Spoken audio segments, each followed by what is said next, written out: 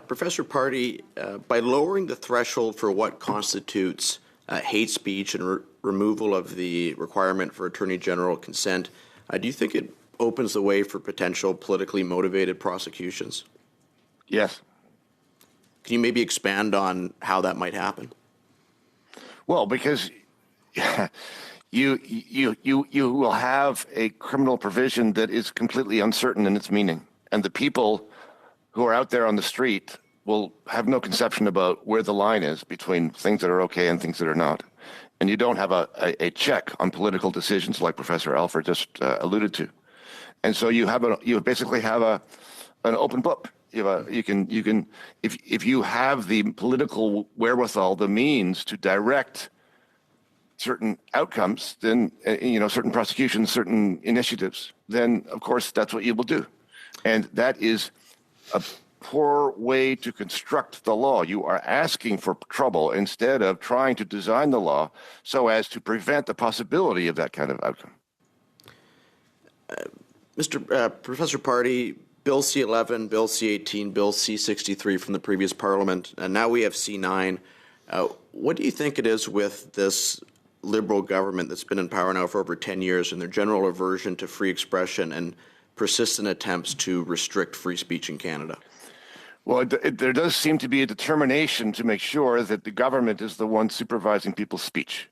And I would like to emphasize the distinction that I alluded to earlier, which is that the proper restriction on speech in my books is one that distinguishes between violence and speech that is not violent. So it's perfectly adequate to limit speech by saying you cannot use speech to threaten violence. That makes sense, and we have that in our laws already. We had them for a long time.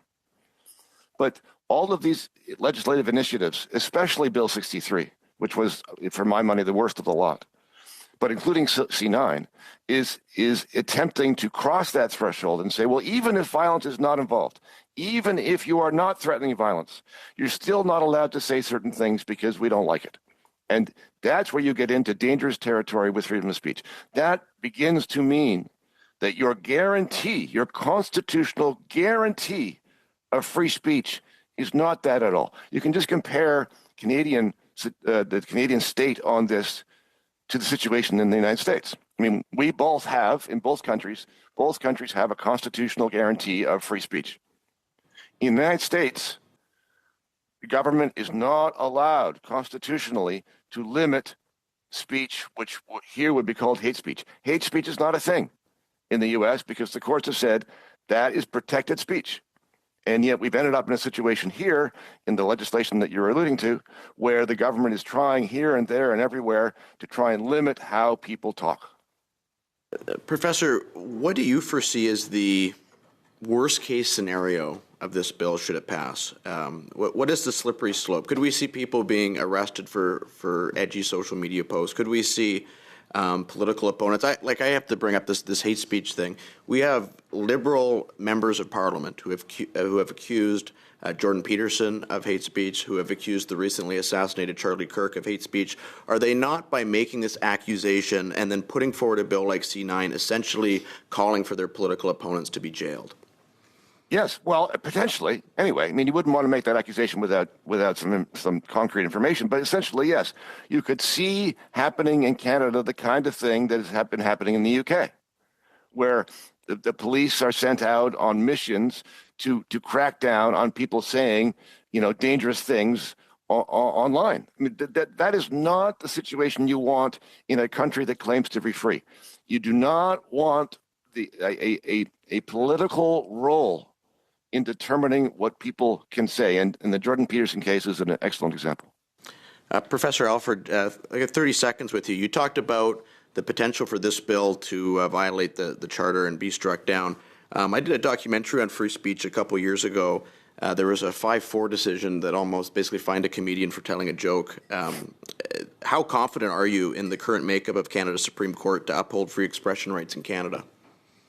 So the Ward decision that you alluded to would have completely changed the framework for the evaluation of reasonable limitations on freedom of speech. It was extremely troubling to see that it was considered a close question by a number of the justices. So I would really have strong fears that were this to come to the Supreme Court of Canada, that they would reevaluate that framework with the idea of balancing freedom of speech against some other compelling objective that would really be fundamentally dangerous to the democratic accountability and legitimacy of the government and indeed our constitutional state. Thank you. Thank you. Professor Party, I'd like to talk about a few elements of the bill that haven't spoken, that have yet to be addressed today. Yes. The new criminal hate offense can be laid in response to any offense contrary to any act of Parliament. Is that correct? Right.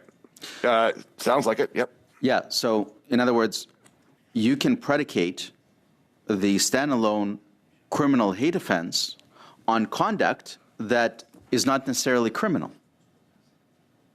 Sure, that's correct. That's possible. Yep. So, for instance, you could suggest that non-payment of wages under the Canada Labour Code, if it is motivated by hate, could lead to a criminal charge. Correct. You could suggest that if someone's engaged in the suppression of votes under the Canada Elections Act, that could lead to a criminal charge. Yes. I find that very, very concerning. So do I. Especially given that the government appears to, well, in fact, seeks to lower the bar to convict of hate, and at the same time as removing the safeguard of the Attorney General. Would you recommend that we confine the application of the standalone hate offense to offenses that are truly criminal in nature? Well, first, yes, absolutely. But second, I would recommend that you get rid of it altogether. And that's because what you are now doing, even if you limit it to criminal offenses, you are setting up two tiers of violent offenses. So let's compare two things. Let's say somebody assaults two different people, and one of them, they just choose somebody randomly on the street, or they pick somebody that they know. And in the second case, they pick somebody because of their identity. And in both cases, they do exactly the same thing. They beat them up. Okay? Both of those things are wrong. They're both offenses, and they're both equal because the amount of violence is equal. And what we're doing now is saying, well, one of those is more serious than the other one. No, they're both serious, they're both violent, they're both wrong. If a person intimidates someone while obstructing them from entry into a religious institution or an educational institution, isn't that already illegal? Isn't that already criminal? Yes, it is criminal if there's any kind of intimidation or violence involved, in the sense that we have criminal code offenses that can be applied there. And if those offenses do not apply because the elements are not there, then all you're talking about probably is speech, and speech should be fine. I would think that if you're intimidating someone while obstructing them from entering a premise, that would be assault. You think so? Yes. If you have absolute obstruction, if you are standing in the way and you're moving around to make sure that they can't get around you and yelling in their face, then that sounds like a criminal code offense that we already have. Yes. Professor Party, I look at this bill overall. The government is lowering the bar for what hate speech is. It's removing the safeguard of the Attorney General consent, potentially opening folks to politically motivated prosecutions. You can lay the new hate charge on top of what is essentially civil conduct. I don't understand why this Liberal government is so obsessed with criminalizing freedom of expression.